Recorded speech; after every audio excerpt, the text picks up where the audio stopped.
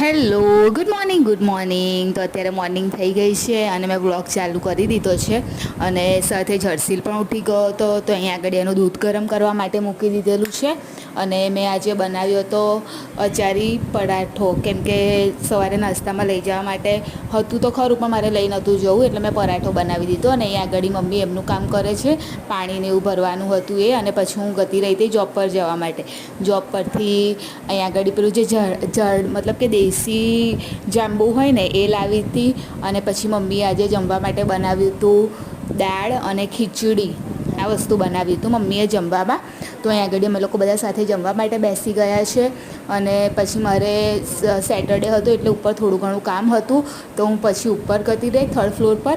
અને ત્યાં આગળ જઈ અને થોડુંક સાફ સફાઈને એવું બધું કર્યું. તો આ હતો શનિવારનો પૂરો દિવસ. ચેનલને સબસ્ક્રાઈબ કરવાનું ના ભૂલતા. બાય.